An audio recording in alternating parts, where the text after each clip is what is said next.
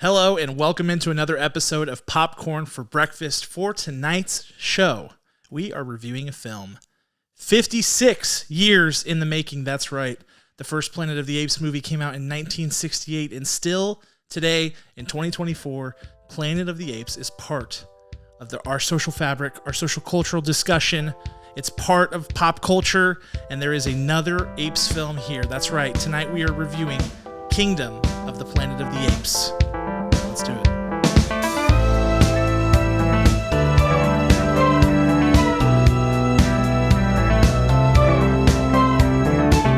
This is Popcorn for Breakfast, presented by St. Louis Area Smoothie Kings. Now, here are your hosts, Cam and Kirk. Thank you so much for being here on another episode of Popcorn for Breakfast. With me, as always, Kirk. Hello, hello. And I'm Cam. We're so glad you're here today. As I teed up, we've got a movie review coming to you, a spoiler-free movie review coming your way for a movie that is certainly high up on the list of anticipated films. We did an episode on anticipated films, and we did discuss this film. I think when you look at the list of 2024 movies that are releasing, and you're looking for familiar names, familiar faces, this one was high up there. Kingdom of the Planet of the Apes. Mm-hmm. Sequel to the Mark Wahlberg direct to video, right? 2001. Here, guys. Was it direct to video? No, it wasn't. It was not. I was gonna say, here's why I said that. I remember seeing that movie in theaters, and I was a little too young to be seeing that movie in theaters. Yeah, because I think that one's rated PG-13 if I remember correctly. It is. And it was 2001, so I would have been. I'm not going to give away too much personal information here, but I would have been younger than 10. And the end of that movie shook me to my core. Yeah, I know that we're talking spoiler free on Kingdom of the Planet of the Apes, but they do in that 2001 movie. If you don't want to hear about it, earmuffs briefly. At the end of that movie, they do a sort of parody on the original Charlton Heston 1968, where they see the Statue of Liberty head on the beach. Yep. On the beach, one of the most iconic twists, endings, whatever ever, where they go to the Lincoln Monument. Yes, and it's very cheesy looking back at it now, and it's an ape, and it's like it's Abraham Lincoln. And Abraham Lincoln. And dude, it shook me. It shook me hard because I think there's very shortly after that, I think there's a cut to black. And that's like end of movie. Mm-hmm. And let me just tell you, at my young age, that was really that really bothered me. Yeah, I just started that one because I thought I gotta watch. I watched. Oh, you did? I watched the recent trilogy, which is perfect, and I was like, I'm gonna throw on the Mark Wahlberg one because I had seen it in theaters, had seen it after, don't remember it. Started watching it, and I turned it off. Did you? I did. I have to imagine it's super bad. It's not bad, but man, it's nothing. There's no comparison. Is that Paul Giamatti's in that one too? Isn't he? He is. He's great. That's awesome. There's unmatched, unprecedented makeup. I guess it is precedented from the 56 years ago. What Tim Burton wanted to do was to match that makeup, was to improve upon it. That actors were wearing full ape makeup. There's no CGI for their faces and for their bodies, but it's that part is just mind blowing and it looks really good. Yeah, it's really brave to go about it that way, and obviously the more recent trilogy you brought up has gone the other way. And gone mocap, CGI, the works. You know, totally digital. You brought it up. Me? The original. I call it the original trilogy, like I'm talking about Star Wars, but no, I'm talking about the most recent trilogy, the modern Apes trilogy, which is Rise of, Dawn of, War for, the Planet of the Apes. The latter two of which were directed by Matt Reeves. Mm-hmm. You called it perfect. I did. Are you a fan of that series? I'm a big fan of that series. Yeah. Huge fan of Tell that me series. About it. So I remember seeing the first one in theaters, the James Franco Rise of the Planet of the Apes in theaters. Thought it was good. On rewatch, I think it's way better than my original experience. And then shortly after, the other two movies came out, I missed them. I think I was in college, and I watched them at home at that time. Blew my mind. Rewatch them. They're even better. There is so much fantastic filmmaking in those films. Mm-hmm. Yeah, I've been a huge fan of that series. I've not really like rewatched it more than once. This is probably my second rewatch of it ever. Versus second rewatch. So I watched them in theaters each once, and then I rewatched them once again, probably like during COVID when I was bored out of my gourd, you know. And then why did I just say that? Bored out of my gourd. I want a T-shirt that says that. I hate that I said that. It really bothered me to a deep level. So I'm gonna have to analyze that later. Anyway, and this was my most recent rewatch. I do feel like maybe contrary to you that the first one is the clear weak link. Do you agree with that? Or no? You know what? I don't even want to call it the weak link. Yeah, sure. That's probably. But it's such a stair step. You see 1 and you see 2, and there's a big leap from 1 to 2. Yeah, to me, Dawn is like, whoa. Like, yeah, it's like a contractor came to your house and really just messed up your stairs. Like, didn't get the rise and literally the rise and the tread correct. Right. And the rise is here, and then the dawn is like the next step is here, and then of course there's like an even step up to War for the Planet of the Apes. So yeah, I really think that you cannot. The foundation of it is so perfect. I agree. And not tedious on a rewatch. Or your first time. I agree. And I think that so much of what's in that is so necessary to make the other ones work, because they lay so much character groundwork, particularly in relation to Caesar. Mm-hmm. But I did want to talk about this series because I think that, again, spoiler free, but Wes Ball has essentially said this, but he hasn't said it directly. Wes Ball being the director of the film we're reviewing tonight, Kingdom of the Planet of the Apes. Mm-hmm. This is a sequel. This is not a reboot. This is not even a requel. This is a sequel. The difference is it's 100-ish years removed, give or take a few. So it's like, I would compare it. I was trying to think of a comparison for it, and I would compare it to like, imagine the Star Wars trilogies, but instead of 20 years in between trilogies, give or take, it's 100. Yeah, that's exactly what it is. So it's like, same world, the things that happened before still matter, very much so, but the people, there's no overlap, there's none of that. Right. So it's interesting. The foundation, you still have to be aware of it. If you casually watched them, the original trilogy when they came out, you're probably fine, honestly. Yeah. I think you could also watch them back as a prequel trilogy if you've never seen them. Mm-hmm. I think you could go into this blind. You could. Yeah. You could watch Kingdom first and then go watch 1, 2, 3. Yep. Or really mess your head up and go watch them 3, 2, 1. Watch them completely backwards.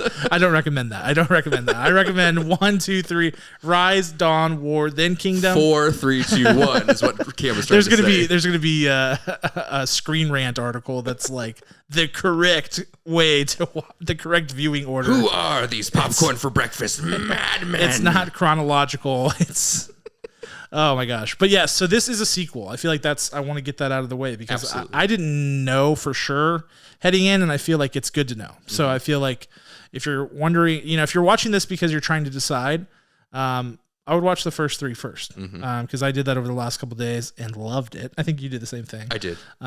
Just really fun experience overall. But let's get into this movie, Kingdom of the Planet of the Apes, as if the titles couldn't get any longer from where we already were. Directed by Wes Ball, as I said, somewhat of a relative newcomer as a director. I mean, he directed the Maze Runner films. His background and why I think he was probably, I think he was a great fit on paper for this movie, and we'll talk about if it came to fruition, is that his background is in graphics. Okay.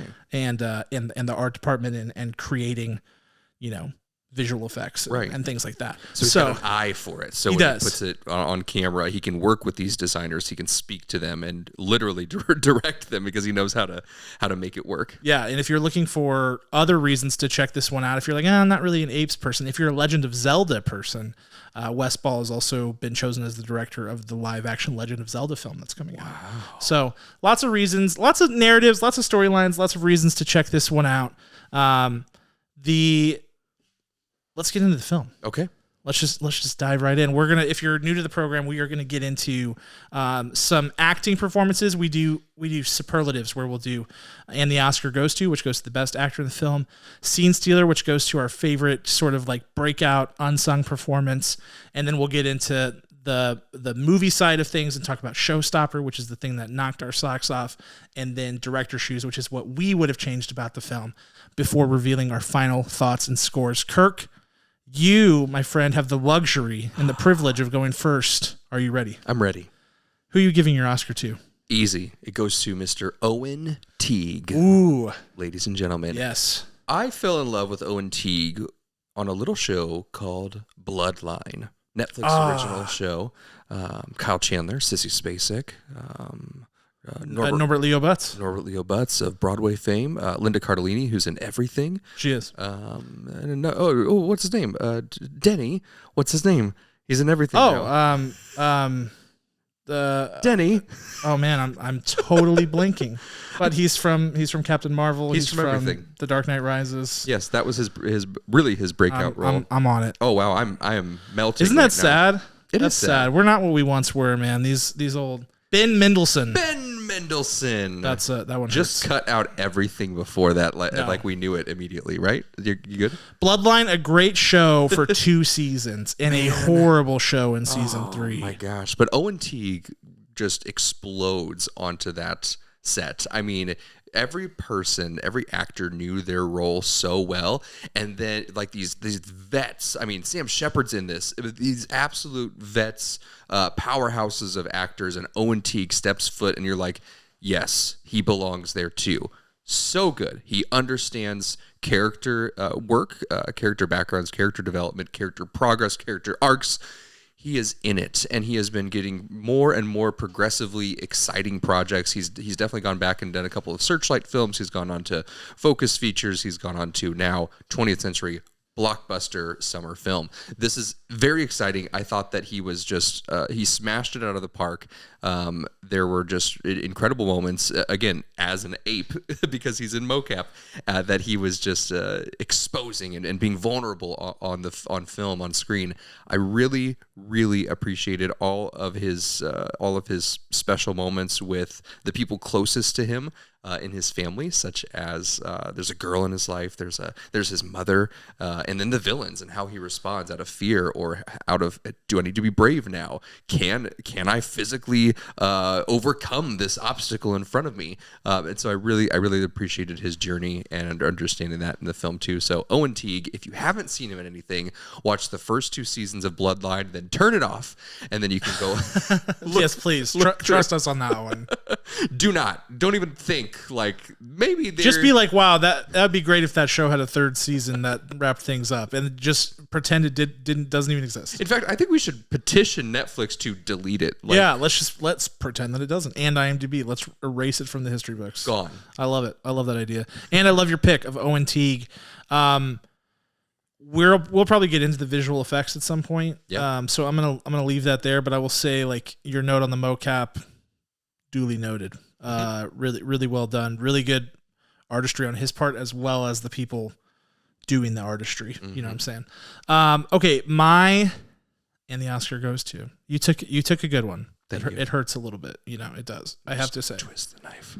I am gonna go with Freya Allen, mm-hmm. who plays.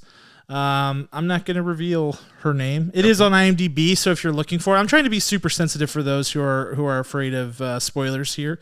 Mm-hmm. She does not play an ape. She plays a human being, as you know. In all of the preceding Apes films, there's always this component of apes and humans coexisting and how that all works. You obviously see her character in the trailer. I think her biggest claim to fame so far is the Witcher series on Netflix, which I have not personally partaken in because I do want to play the video games at some point, and I don't know. I didn't want to start with a show, I guess is what I'm saying. Yeah. But I really like her performance in this one. It's not what you would expect, I don't think, from the trailer. So I'm just going to kind of leave that there. I think there was a lot, seeing her in the trailer, I was like, oh, that's this archetype of character, and it's not. And she really does a pretty good job with feeling out this world of the apes and just really interacting with them in a way that I think someone in her position with her shared history would do. I think it's just really good character work, and not always with dialogue either. Actually, for a good portion, she is around, but not around. You know, like she's kind of she's in the background, or she is not speaking or not actually interacting in the way that you would expect her to. So there's a lot of this whole movie really is a lot of questions without very many answers. And her character is right at the like epicenter of that whole trend. She's shrouded in so much mystery, and she plays off that really well, which I like. Never feeling like she had to do too much, and just really understanding her role within the plot and the story, which is so important, and feeling confident and comfortable in that pocket without extending out beyond it. It can be hard, I think, to be a human, even though like on set, right, she's acting with other humans, presumably, who are like... What if they didn't? What if all the mocap people acted by themselves in their suits? And they put actual apes on set? And if you're a casted human in the show, in the movie, you have to act with apes instead, and you just have to figure it out. It might be harder, though, to act opposite someone who's in mocap, right? Dots all over their face. I mean, like to really dial into that, and I feel like she did, and so I give her a ton of credit for being such a clear outsider from what everybody else was doing in this movie and sharing scenes like completely with apes a lot of the time. She had to be looking at the whole time was probably insane, and yet she gives a really genuine performance, so I liked it. I love how you mysteriously described her character so we could remain spoiler free. I want to go back to I was working so hard. I was like, I want to go back to two things. So in my daughter's first grade class, as they're learning and improving their reading skills, and they're learning how to spell things, you know, and like putting all the things together. When they spell things that don't make sense, they call it a rule breaker, right? Because there are rules to our grammar and to our spelling, and then there's things that make zero sense, like how to spell onomatopoeia. Like no one can ever spell that word, right? Can you spell that word? No, I don't think so. Okay, good. I just wanted to make sure I wasn't alone. So those are rule breakers. So her character is a rule breaker. You see her on this trailer, you're like, oh, I know exactly who she is. Yes. And she's not. When I watched the trailer, I thought she was going to be somewhat reminiscent of, you know, like the original Power Rangers movie, the Mighty Morphin Power Rangers movie? Yeah. You know, the mysterious lady that gives them their ninja powers? Yes. I was like, that's that girl. She's going to give them super monkey powers somewhere halfway through this film. I thought it was going to be like a James Cameron archetype for a bit too, where it was like, here's the uncivilized like person, you know, like Spider from Avatar 2, or like the little girl they find in Aliens. You know, like I was like, here we go. And no, it's a little bit more nuanced than all of that. So I like that. It's more layered, like an onion. It's very good. It's more original. All right, Kirk, let's go into Scene Stealer. Who you got? Scene Stealer. My Scene Stealer goes to what I like to call a TV hopper, Mr. Peter Macon. Yeah, man. Peter plays a character named Raka. Such a cool name. Like when that really name cool gets name. introduced, I'm like, I'm going to remember that. Like, very well done on the screenwriter's part, because if you're going to name someone, make sure it's memorable so you can follow their character through the whole movie. Raka, I mean, Peter Macon, he's been in hit shows that you've enjoyed. He's been on Family Guy in voices. He's been on Bosch. He was on Dexter. He's been on The Shield. He's been on so many things. Shameless, big Shameless fans. He was in an 8-episode run of that. You like know him. Yeah. Like, you know his voice. And then you're like, where do I connect the dots? He's really, really wonderful. It's great that he has a voice acting background, because of course he's in the mocap, and he just has a very commanding presence when he's on screen. I really enjoyed what his character does for the compass of this film, of the plot, of the progression. He's a big catalyst in bringing the prequels together and this new world, this kingdom together, and to show us what the path can be, kind of both sides of the coin, what the path can be, what the path could be, and what it shouldn't be. So Peter Macon, fantastic job, and I hope to see more of you. I love that choice. I would have chosen it myself had I been given the chance. Alas, that is not the position I find myself in. And so for my scene stealer, I'm going with Kevin Durant, who played Proximus. Wait, is that the basketball player? No, not Kevin Durant. This is a one-letter difference, Kirk. Kevin Durant, he's a Canadian actor. I'll have you know, and he's been in a zillion billion things. Always kind of a background player, a character actor of sorts. I don't know, character actor may be the wrong way to characterize him, but in this movie he plays Proximus, Proximus Caesar, who again is a character shrouded in mystery, a character who really only has a role sort of toward the latter half of the film, and one who you hear about a lot earlier than you see him. Mm-hmm. And so I always think that the trick with that is that the buildup has to be worth it, right? And it's on you as the actor to it's on the script, obviously, but when the screenwriter's putting it together and they're laying these little Easter eggs about your character, you then have to come in and match that energy, and you have to be a worthy reveal, right? And I think in this one, you don't really know anything about him. You just know you don't really know anything about anything in this movie because it's so much of it is new. But this character, you hear him mentioned multiple times, and the reveal is awesome.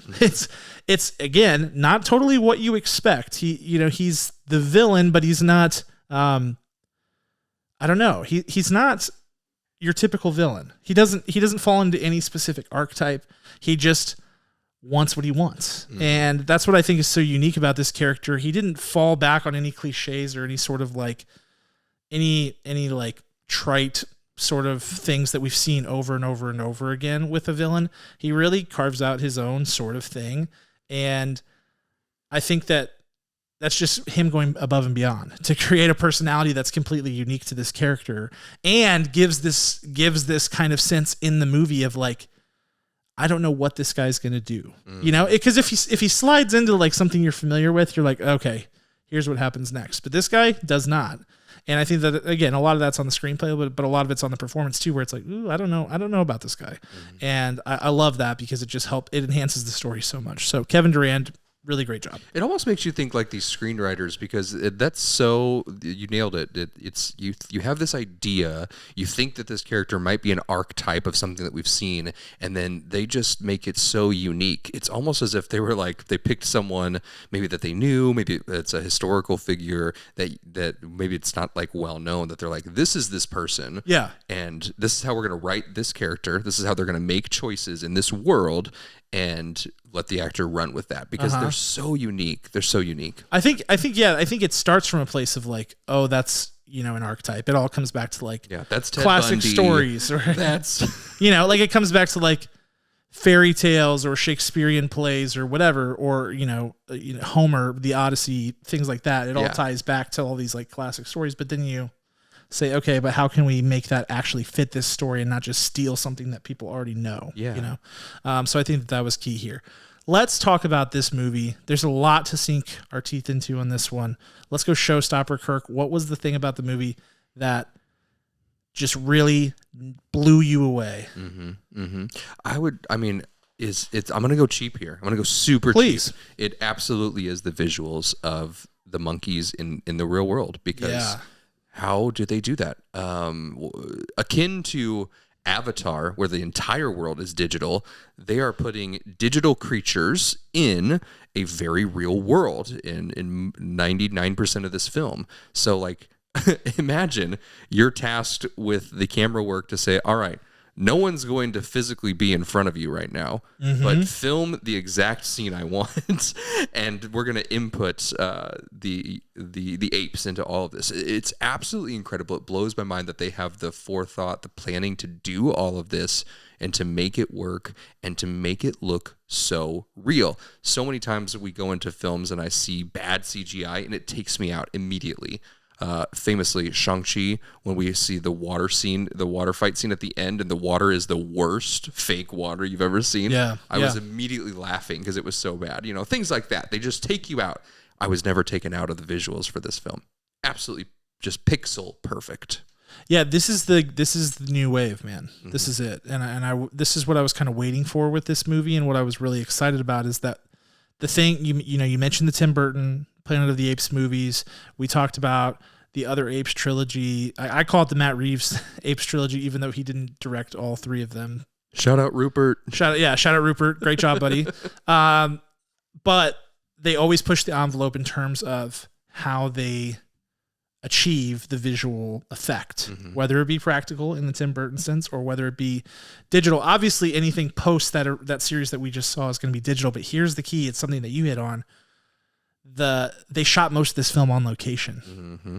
They didn't shoot it with the volume, with the screens. That's that technology that they've been using that everybody, you either love it or you hate it. I'm not going to get into that debate because I have complicated thoughts on it, but they shot it on location. Westball was like, we basically had one blue screen on set this whole time. And the rest of it was like, yeah, sure. It was people in mocap with like cameras on their faces and things like that. I thought that they were in like Avatar in a big blue room and then inputted here. So that's why it looks so much better. That's what I'm saying. This is natural lighting hitting there that you're already playing. Well, hold on. Well, hold on what? Hold on. This is the new wave. And that's why my showstopper is the lighting. The lighting. It was the lighting because they're shooting on location with this. They don't have to make it up. Mm-hmm. And sure, it's making it up is perhaps diluting it too much and not giving enough credit. I understand that. But legitimately, they're not using fake lighting. Mm-hmm. They're not using, well, here's probably what it would look like. Like when the light is coming through the trees and it's hitting their face in a certain way, that's real. They're using the actual light. And that, I can't even express to you how much of a game changer that was for the visual experience of this movie. Once you see it, you'll know. And if you have seen it, you know exactly what I'm talking about because those opening scenes, you could taste it. Like you were there. Mm-hmm. And when you're a sci-fi director, that's your job. That is like 90% of your job. Story and stuff, sure, whatever. Mm-hmm. But people who are going to see this movie want to see it. They want to be transported to a different world or a different version of their world in this case. And mission accomplished. And I think that's such a big part of that was the lighting. And it goes to, there's a lot of different landscapes and textures in this. It's not, you're not like, I think the last Apes trilogy, which I like, it's like in Dawn in particular. Yeah. It's like forest, city, forest, Yep. Like that's it. In this, all kinds of stuff, all kinds of, nighttime, sunset, sunrise, you're in the forest, you're at near the ocean, you're in a swampy area. Like there's so many different things. And that lighting, as well as like when they're in the water or near the water, that's real water. Mm. Like that stuff all. Not Shang-Chi water. No, not Shang-Chi water. It really makes such a huge difference. So yeah, I mean, that is the secret sauce of this movie and what everybody should be doing. Also, this movie was, guess the budget. You got it? I'm going to guess 150 million. Wow. Unbelievably close. Yes. 160, Kirk? Yes. Nice. And 160. And tell me, how much was Avatar? Oh. 1 trillion? Unbelievably expensive. I can't remember. It was probably like $500 million. I kid you not. Like, I'm not an Avatar boy. I mean, it's cool, but yeah, sure. These visuals are way better. They're remarkable. Mm-hmm. They are. And, it makes you question, all these movies you see with these hugely bloated budgets. It shows you how much of it goes to the cast, first of all. Yes. Because, these are nobodies, right. And it also shows you can make a gorgeous movie for under $200 million. I mean, gorgeous. Yeah. It is beautiful. The Apes, like you said, I mean, I can't hardly think of one moment where they are not completely and utterly convincing. No. It's insane. It was weird when I just saw Owen Teague's face. Like, I thought that was a missed episode. It is crazy, yeah. On there, and he was just, eating a cheeseburger. Like, it was like they accidentally shot, put the break room on the screen. That was weird. But for real, it's like they look too human sometimes where you're like... They do. It's like... What it's am I not looking bad. At? It's almost too good at times. Am I looking at an ape or am I looking at a human? It's I don't wild. know. It's wild. It tricks your mind. It really does. It really does. So glad we got to get into it. Yeah, shot on location. That's the key here. That's amazing. That's the secret sauce. All right, Kirk. We could do this then. If we had $150 million.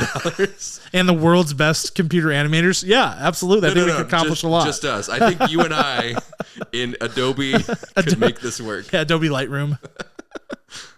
Yeah, well, no. So, Kirk, your director shoes, what were the things you did not like about this movie? I have a big confession. Oh, boy. I don't know if you know this. So we just saw this movie, and then we came straight to the studio. I fell asleep. Yeah, I knew you did. Did you know? Yeah. Was I snoring? No, but I knew you were asleep. I could tell. How could you tell? Well, you weren't moving. You were breathing like someone who was asleep. I was like, yeah, pretty sure Kirk's asleep here. Was the giveaway when my head fell onto your lap and I was just like passed out? No, I would have kicked you out of there. That's incredible. I don't know what happened because I have a lot of energy now, probably because I had a nap. But yeah. I fell asleep for probably 20 minutes of this film. Do you think that was about right as a guesstimate? Sure, yeah. Were you tracking me? Do you watch I me? was not. No, there was just at one point I was like, I'm pretty sure Kirk is not awake right now. Incredible. And I think the reason is because there's a lot of hurry up and wait in this film. Mm-hmm. There are a lot of they claim the stakes. They're like, all right, great. This is our next objective in this film. And there's a lot of mystery in this film, right? And then we have to hurry up and get somewhere, and then everything slows down. So the ebbs and flows of this film, though beautiful visually, they really hit the brakes hard once they hit their objective, once they clear their objective. It's kind of like when you're playing a video game and you get to the next level and you have to start over for the next level, everything drops back to zero, like the anticipation, the urgency. So the urgency was not consistent enough in a world where everything should be urgent. This wasn't consistent throughout the entire thing, I should say. I shouldn't say that like from the moment it started to the end. It started maybe about a quarter of the way in, and that's when this kind of rough patch, if you will, started, and then it stopped when you reached the climax of the film. But it was just weird hitting those marks, hitting those story points, those plot points that they wanted to really sell to the audience. That part was hard for me. That's when I fell asleep, but I did recover, and I stayed awake through the end of the film. Yep. I'm extremely disappointed in you. I know. Shame on you. I know. Big asterisk next to Kirk's score on this one. Just kidding. But seriously, my director's shoes. It is related to yours with regard to the story. Mine is also in relation to the story. You fell asleep too, is what you're trying to say. I actually did not, though I could understand why someone would, because I think, I was trying to narrow it down to like pacing, which I think is kind of what you're saying is like the pacing is a little wonky, where it's like there's so much happening and then all of a sudden there's nothing happening. It needs to be a little bit more spread out. I can see that. I think for me, it's more about the story and about how much they chose to keep the audience in the dark. I think it was too much, because you're dangling a carrot when you're writing a story like this, where it's like brand new and you're, trying to get people on board and you're trying to make it happen. You are literally dangling a carrot for them to follow. Yep.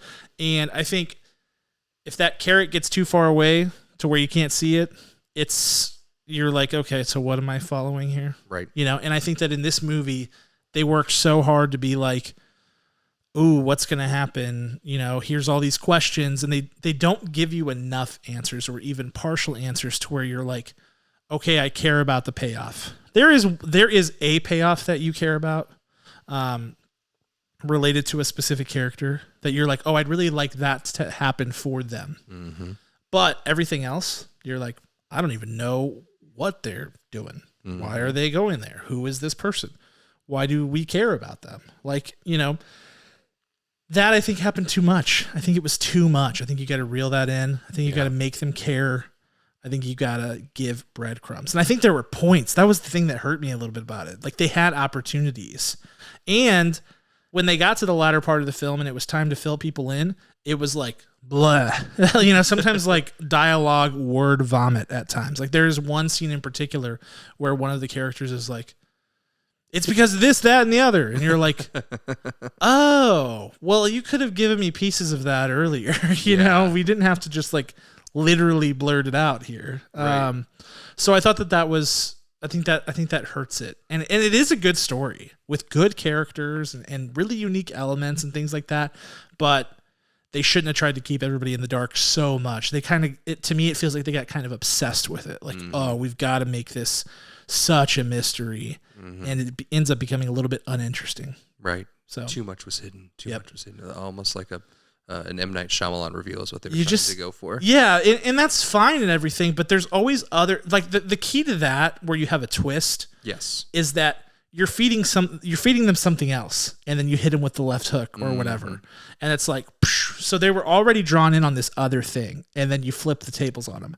On this one, it's like the thing is there, you just have no idea what it is and why you should care about it. That's true. Like, so like the progression of it is masked. So in Rise, that the monkeys will become human. Like someone's going to speak. Hopefully, right? How are they going to rise above the humans? In Dawn, what's the moral dilemma for Caesar? Does he side with the humans? Does he side with the apes? Is there going to be a war? In War, there is a war, and he's trying to manage both sides, trying to save his people, and there's a vengeance thing. So there's all of this together. For this one, when you see it, I think you'll pinpoint it like, oh, we're going towards this. They lay the foundation, and we're running towards it, but we don't know what we're running towards. Yeah, exactly. And so it's like, why am I running? Yeah.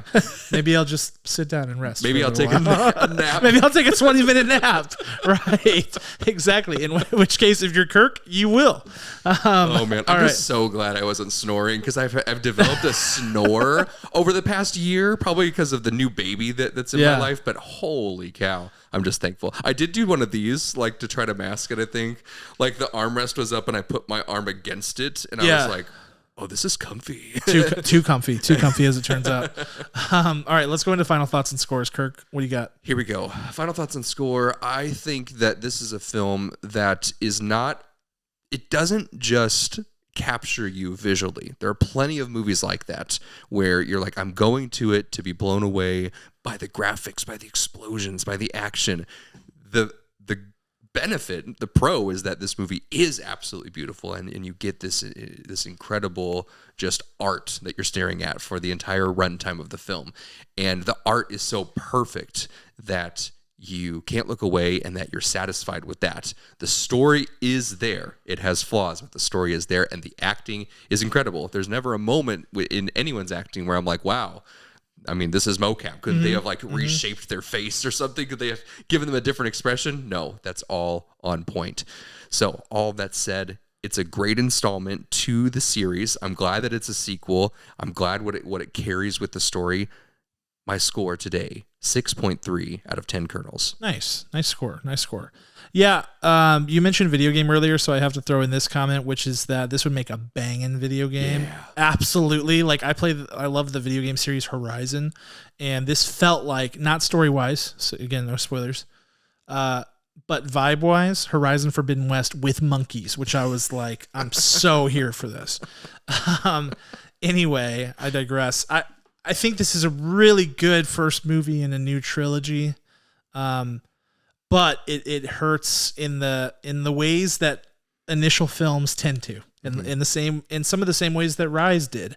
And I think that the visuals are amazing. I will come back just for that, to be quite honest with you, similar to how I view Avatar, which is like, I'm sitting down and showing up just to see the thing. And I will continue to do that for every Apes movie that they do, as if they continue to look like this.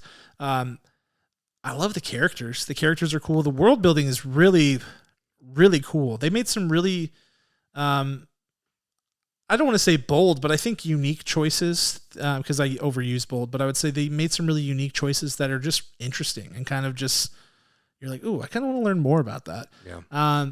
The story, we've talked about it. It doesn't give you enough to chew on to keep you interested for the whole, what is it, like 2 hours and 20-minute runtime of this movie. It's pretty long. They should have brought us along on the journey a little bit more, but the characters, the design of the characters, the different elements of the characters, I think are really good. I love the character work. I love the acting. And I love the overall direction. It's very cinematic. It's a beautiful film, not just because of the visual effects, but also the shots, the lighting, the production design. Really good, location sighting by them. They found some really great spots to make this movie. I think it does well. I'm excited for more movies. I think this one was good, but not great. So I'm giving it a 7.3 out of 10. And I would say that, like, I think part of it is I was really excited going into this movie. I didn't know that it would be good, but I was excited to see more Ape stuff because I like the first 3 movies. So I think people who are in that mindset are going to find plenty to be like, yeah, good.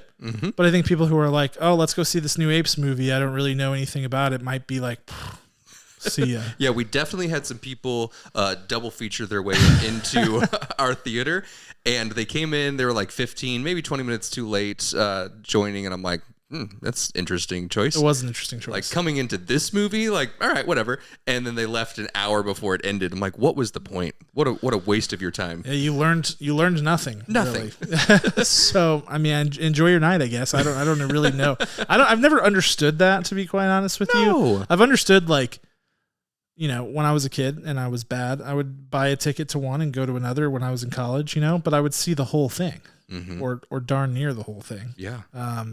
I don't know. Weird choice. I'll have to know what movies those are later, please. Yes. 7.3 for me, 6.3 for Kirk. That's Kingdom of the Planet of the Apes. We're so glad you decided to join us for our review today. If you are new to the podcast or our YouTube channel, please subscribe. If you like the video, please like it. Comment below. Join in the conversation. Obviously, we know Kirk's opinion's irrelevant because he fell asleep. Hey, hold on. Just kidding. But I do want to hear your opinions on this movie if you've seen it. I feel like I'm just intrigued. I want to know what people think. I'm curious. There's a lot here to dig into, so I do want to see it. If you're new to the podcast, please rate and review us. That would be fantastic. We do have a website, popcornforbreakfast.com. Please go check it out. We've got new blogs dropping weekly there. The latest from Stefano, who saw La Chimera, starring Josh O'Connor, and his review of that film has me chomping at the bit. Yeah, and it's available to rent now. A lot of times. Oh, that's right. This week. Yes, when movies go from theater or any distribution directly to, or not directly, but then they transfer over to digital, there'll often be $20 in this post-COVID world. No, you can buy it or rent it immediately day one on digital. Yeah, I wish I could have seen it in the theaters, but it's not showing at any of them like in my immediate area, and I have small children, so that one's going to be one I watch at home. Yep. I'm going to go do that probably right now. I've also got my review of Challengers there on the website.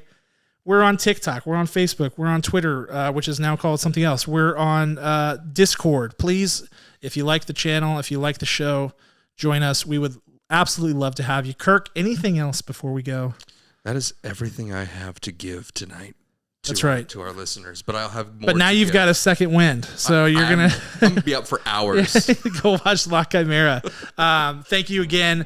Thank you to our executive producer, Ryan Spriggs, as well as our title sponsor, St. Louis Area Smoothie Kings. Be sure to check them out if you are in our area, and we will see you next time. Talk to you then.